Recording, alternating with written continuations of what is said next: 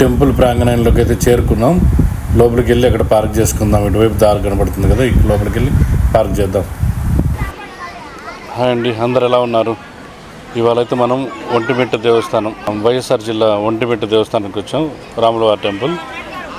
ఒకసారి లోపలికి వెళ్ళి మీకు వెనక కనిపిస్తుంది కదా, అదే ఒంటిమిట్ట దేవస్థానం గోపురం. చాలా పెద్దగా ఉంది. ఇది వచ్చేసి మనకు కడప నుంచి 25-30 కిలోమీటర్స్ ఉంది. సో లోపలికి వెళ్ళి ఒకసారి ఎక్స్ప్లోర్ చేద్దాం. లోపలికి వెళ్ళి దర్శనం చేసుకొని అంతా నేను గుడి చూస్తూ మీకు కూడా చూపిస్తాను. ఈ గుడి విశిష్టత వచ్చేసి మనకి రెండో భద్రాచలంగా పిలుస్తారు, ఆంధ్ర భద్రాచలంగా. ఇంతకుముందు మనకి ఇక్కడ చెప్పులు ఇప్పేద్దాం. ఇంతకుముందు మనకి ఇక్కడ భద్రాచలంలో, అంటే రాష్ట్రం విడిపోకముందు భద్రాచలంలో అమ్మవారికి కళ్యాణం చేసేవాళ్ళు, సీతారాములు కళ్యాణం చేసేవాళ్ళు. ఇక్కడ ఆంధ్ర తెలంగాణ విడిపోయిన తర్వాత ఇక్కడ చేస్తున్నారు. ఇక్కడ మన అధికారికంగా రాష్ట్ర ప్రభుత్వం నుంచి ఇక్కడ పట్టు వస్త్రాలు ఇచ్చి కళ్యాణం జరిపిస్తారు. ఇంతకుముందు అయితే భద్రాచలం ఒక్క దగ్గరే చేసేవాళ్ళు.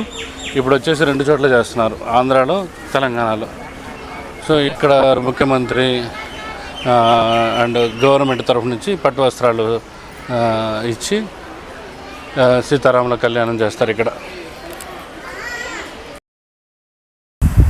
చూడండి ప్రాంగణం అంతా ఎట్లుందో, బాగా చెట్లు, పెద్ద పెద్ద వృక్షాలు. ఒకవేళ ఎప్పుడైనా ఎండాకాలంలో కనుక వస్తే ఇక్కడ పడుకుంటే, ఇక్కడ కాసేపు కూర్చొని బాగా సేద తీరి అంత పరిసరాలంతా ఎంజాయ్ చేసేసి వెళ్ళచ్చు. ఇక్కడ లోపలికి వెళ్తుంటే ఈ శిల్పకళ అయితే చాలా బాగా అనిపించింది, నాకు ఆకట్టుకుంది నన్ను. ఒకవేళ మనం లోపలికి వెళ్ళి దర్శనం చేసుకుందామని చెప్పేసి గోపురం లోపల నుంచి ఎంటర్ అవుతున్నాం.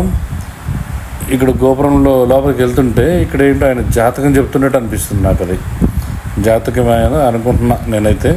సరే చూద్దాం. లోపలికి వెళ్ళి అయితే గుడి లోపలికి వెళ్ళి దర్శనం చేసుకొని మంచిగా.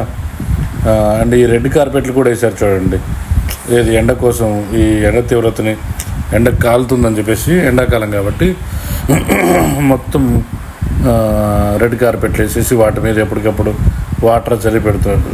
ఈ ధ్వజస్తంభం చూడండి ఎంత పెద్దగా ఉందో.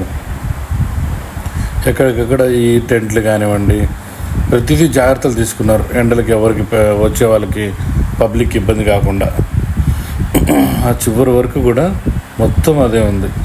ఏది ఇంకో రైట్ సైడ్ కూడా చూసాం, రైట్ సైడ్ కూడా అలాగే ఉంది పందిరి.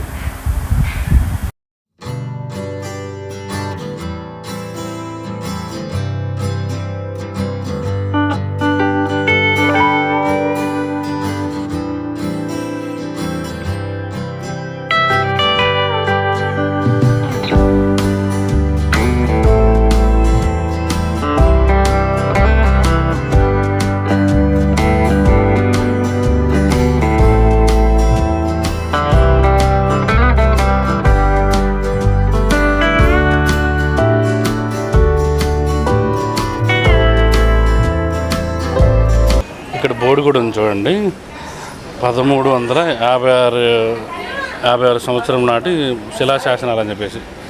ఆ కళ కూడా అప్పటి నైపుణ్యత, కళ మహాద్భుతం.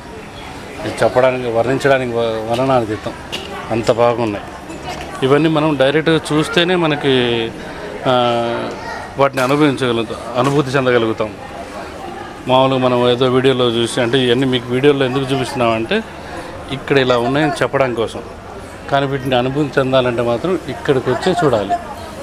356 నాటి అక్షరాలు చూసారా? ఇవి అయితే మన తెలుగులోనే ఉన్నాయి, కానీ పాతకాలపు తెలుగు, మనకు అర్థం కాదు ఇవి.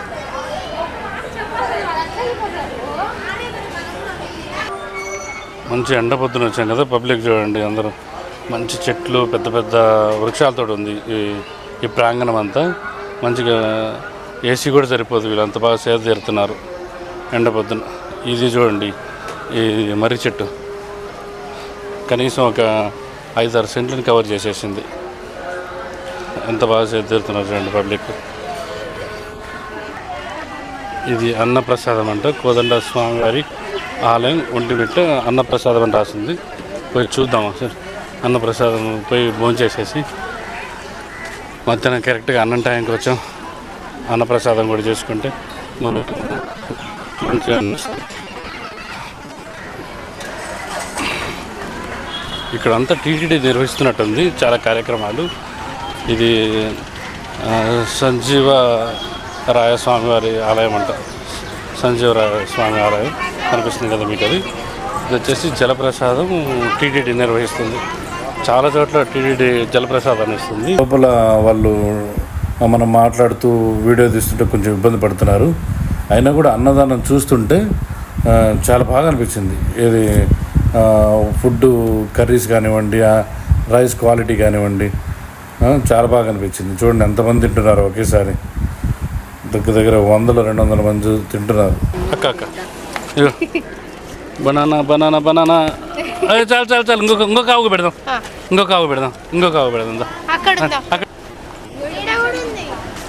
బనానా బనానా పెట్టు. ఎవరు పెడితే అందరు పెట్టు. నాని రా పెడుతురా, వదిలేసేలే, ఆమె పెడతాలే. గుడి మొత్తం చుట్టూ తిరిగి చూపిద్దాం అంటే ఈ గుడికి మొత్తం 4 ద్వారాలు ఉన్నాయి, 4 గోపురాలు. ఇప్పుడు మనం చూస్తుంది వచ్చేసి ప్రధాన గోపురం. అంటే ఇక్కడ నుంచి మెయిన్ ఎంట్రన్స్. మనం ఫస్ట్లో ఎంటర్ అయ్యాం కదా, అదే ఆయన పంతులు గారు జాతకం చెప్తున్నారు అన్నట్టు అటువైపు నుంచి అది మెయిన్ ఎంట్రన్స్, ఈస్ట్ ఎంట్రన్స్. అది ఆ గోపురం దగ్గర నుంచి మనం ఇప్పుడు కారులో వెళ్తూ చూపిస్తున్నాం. ఇక్కడికి వచ్చేసి ఇప్పుడు ఒకటో చూసాం, 2 గోపురాలు చూసాం. మళ్ళీ ఇక్కడ ఇది వచ్చేసి మెయిన్ రోడ్ దగ్గర నుంచి. ఇది మెయిన్ రోడ్డు వైపు నుంచి ఉంటుంది. ఇది అంటే మనకు తిరుపతి కడప ఎంట్రన్స్ అన్నమాట ఇది. సో ఇప్పుడు మనం తిరుపతి కడప ఎంట్రన్స్ దగ్గర నుంచి మనం మళ్ళీ ఇటువైపు వెళ్తున్నాం, లైక్ సౌత్ గేట్ వైపుకి. సౌత్ వైపు ఉన్నటువంటి గోపురం దగ్గరికి వెళ్తున్నాం. చాలామంది ఈ ద్వారాన్ని కూడా, అంటే ఈ గోపుర ద్వారాన్ని కూడా మెయిన్ ఎంట్రన్స్ లాగానే, అంటే గ్రాండ్గానే ఉంటుంది. ఫస్ట్ చూపించింది ఆ ఎంట్రన్స్ అయినా ఇది కూడా ఒక సెకండ్ ఎంట్రన్స్ లాగా, సెకండ్ గేట్ లాగా కూడా చెప్పుకోవచ్చు. సేమ్ తిరుపతి దేవాలయం ఎలా ఉంటుంది, ఆ గోడ హైట్ కానివ్వండి, ఆ కట్టకం కానివ్వండి, ఏది మెయిన్ టెంపుల్ గురించి చెప్తున్నా, సేమ్ అలానే ఉంటుంది. కానీ పచ్చదనం ఇదైతే సూపర్. అంటే దీంట్లో మనం ఊహించాల్సిన పర్లేదు. ఇక్కడికి వస్తే మాత్రం ఎంతసేపు అయినా దైవ దర్శనం చేసుకొని కాసేపు రిలాక్స్ అయ్యి చెట్ల కింద మంచి కూర్చొని దాని తర్వాత వెళ్ళొచ్చు. ఇప్పుడు వచ్చేసి మనం